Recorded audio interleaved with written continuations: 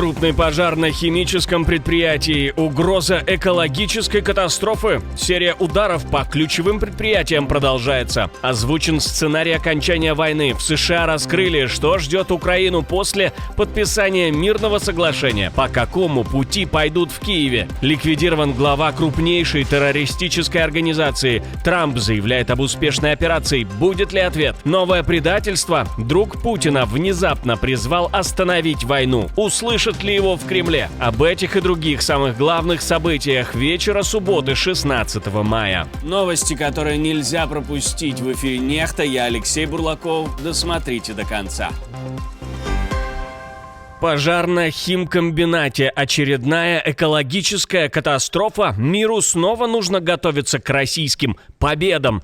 Дроны атаковали Невинномысск в Ставропольском крае. После взрывов на территории Невинномысского азота вспыхнул масштабный пожар. Это крупнейшее химическое предприятие на юге России. Завод производит аммиак, метанол, карбамид, аммиачную селитру, удобрения и другую продукцию. По данным российских телеграм-каналов, взрывы были мощными, а местные жители жаловались, что беспилотники якобы дошли до цели почти без помех. Это уже как минимум 6-я атака на предприятие с начала полномасштабной войны. Завод и раньше попадал под удары в 2025 и 2026 годах. По данным Reuters, предприятия Еврохима, к которым относится Невинномысский азот, могли поставлять компоненты для производства взрывчатки и артиллерийских боеприпасов. И это уже часть большой серии ударов по российской промышленной машине. За последние дни горели нефтеперерабатывающие и нефтяные объекты в Рязани, Краснодарском крае и других регионах. Теперь химкомбинат. Сценарий окончания войны озвучен. США предоставили первые наброски, черновик, но даже в нем уже больше конкретики, чем во всех предыдущих. Аналитики JP Morgan считают, что война может закончиться не большой победой на поле боя, а дипломатической сделкой. И в этой сделке Киеву, по их версии, могут навязать нейтральный статус и ограничения в обороне. То есть Россия не получит полной капитуляции Украины, как мечтала в 2022 году, но попытается продать такой результат, как свою победу. Главная параллель — послевоенная Финляндия. Она потеряла часть территории, отказалась от военных союзов, но сохранила демократию, рыночную экономику и связи с Западом. Для Украины такой сценарий мог бы означать движение к ЕС, но с отложенным или фактически заблокированным членством в НАТО. В JP Morgan оценивают вероятность финского сценария в 50%. Но это не единственный вариант. Грузинский сценарий, где Россия постепенно усиливает влияние после войны, получил 30%. Израильский — постоянная угроза новых атак 10%. Еще по 5% дают южнокорейской модели долгого перемирия без настоящего мира и белорусскому сценарию, то есть фактической зависимости от Москвы. Президент Эстонии сказал то, что в Европе часто боятся произнести вслух. Путину нельзя давать ни спасательного круга, ни луча надежды. Ни в политике, ни в спорте, ни на кинофестивалях. По его словам, любое послабление для России – это сигнал, что агрессия может в итоге окупиться.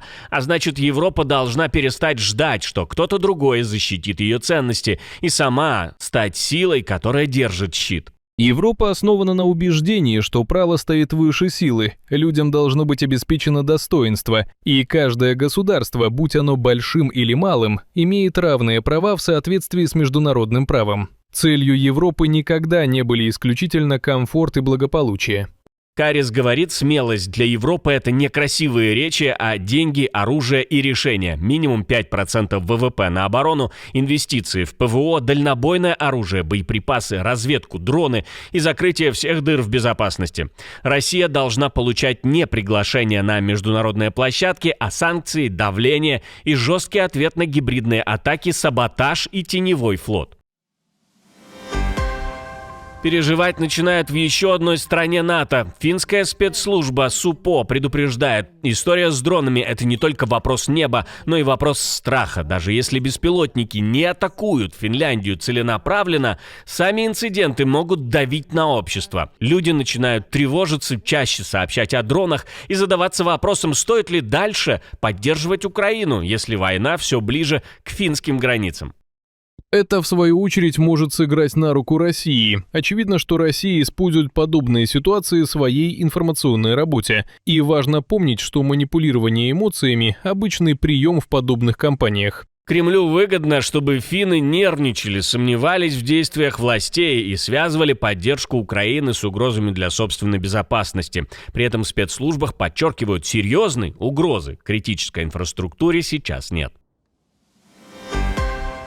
Израиль заявил о ликвидации одного из главных командиров Хамаса, связанных с атакой 7 октября 23-го. Удар нанесли по району Рималь в Газе. По данным медиков, бомбы попали по жилому дому. Минимум 3 человека погибли, около 20 ранены. Нетаньяху и министр обороны Исраэль Кац уже заявили, что лично санкционировали операцию. После ликвидации Мухаммада Синвара Аль-Хаддад стал фактически военным руководителем Хамас в секторе Газа. По данным израильской стороны, целью была квартира-убежище, где он мог находиться. Одновременно ударили по автомобилю, который выезжал из района атаки, чтобы не дать цели скрыться. В операции участвовали 3 израильских самолета, сбросившие 13 бомб.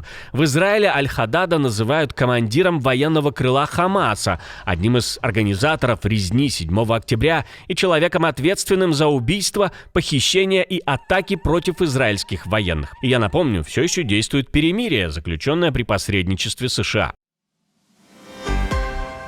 Президент Штатов тоже не остался в долгу и вслед за своими израильскими партнерами сообщил о ликвидации главы ИГИЛ. Он заявил об уничтожении одного из главных людей исламского государства. США и Нигерия провели совместную операцию против Абу Билала Аль-Минуки, которого американский президент назвал вторым человеком в глобальной структуре ИГИЛ и самым активным террористом в мире.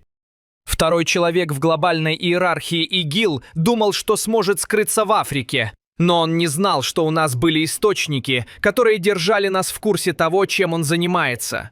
Он больше не будет терроризировать народы Африки и помогать планировать операции против американцев.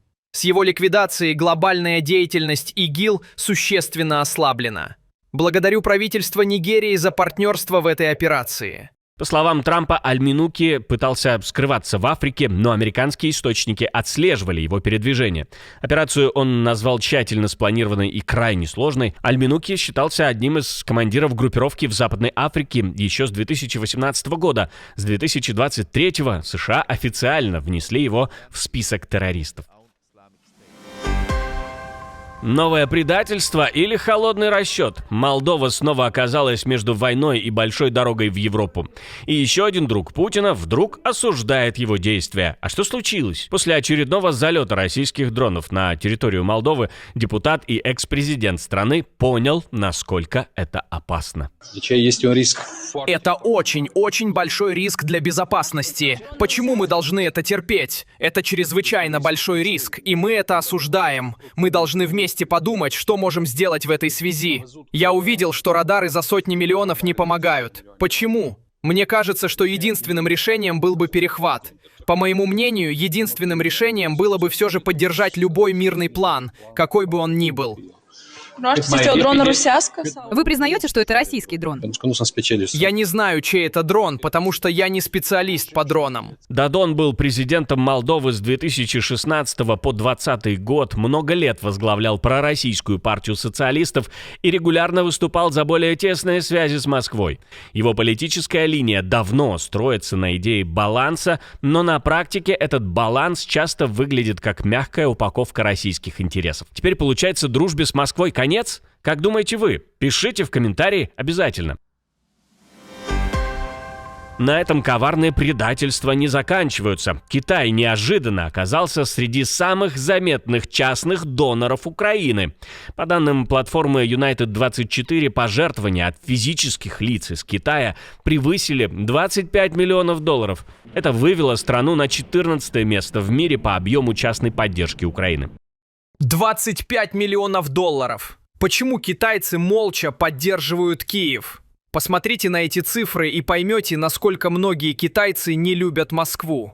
Китай официально играет в осторожный нейтралитет, торгует с Россией и пытается не портить отношения с Кремлем. Но обычные люди из Китая, судя по этим данным, отправили Украине больше денег, чем, например, доноры из Японии. Для Москвы это неприятный сигнал. Даже в стране, которую Кремль называет своим стратегическим партнером, находятся люди, готовые поддерживать Украину не словами, а деньгами. Это не меняет официальную политику Пекина, но показывает важную трещину между государственной линией и гражданской солидарностью. Но нож в спину прилетел не только китайскому лидеру, но и человеку, который не так давно с ним встречался и, как мы теперь понимаем, не нашел общий язык. Тайвань осторожно благодарит Дональда Трампа. После встречи с Си Цзиньпином в Пекине президент США заявил, что еще не решил, будет ли двигаться дальше крупная продажа оружия Тайваню. А для Тайбэя это не просто контракт, это вопрос выживания и сдерживания Китая. Мы хотим подчеркнуть, что Китайская республика является суверенным и независимым демократическим государством. Пекин не имеет права предъявлять претензии на Тайвань. Мы также благодарим президента Трампа за его неизменную поддержку безопасности в Тайваньском проливе, еще с его первого срока. Мы будем и дальше углублять тайваньско-американское сотрудничество и посредством силы обеспечивать мир, гарантируя, что безопасности и стабильности в Тайваньском проливе не будет угрожать, и она не будет подорвана. В администрации напомнили, что поставки американского оружия – часть обязательств США по закону об отношениях с Тайванем. Вашингтон не признает Тайвань как отдельное государство официально, но именно США остаются его главным международным защитником. Китай считает Тайвань своей территорией. Си предупреждает Трампа, неправильное решение может привести к конфликту. А президент США после саммита оставляет вопрос с оружием подвешенным. Напоследок о лучшей стране для жизни. Край, который живет уже в будущем. Правда, это будущее после ядерной войны. Жительница Камчатки показала свой привычный маршрут к детскому саду и сравнила с картинками постапокалипсиса. Мы вам покажем фрагмент, а вы оставляйте свои мысли в комментариях.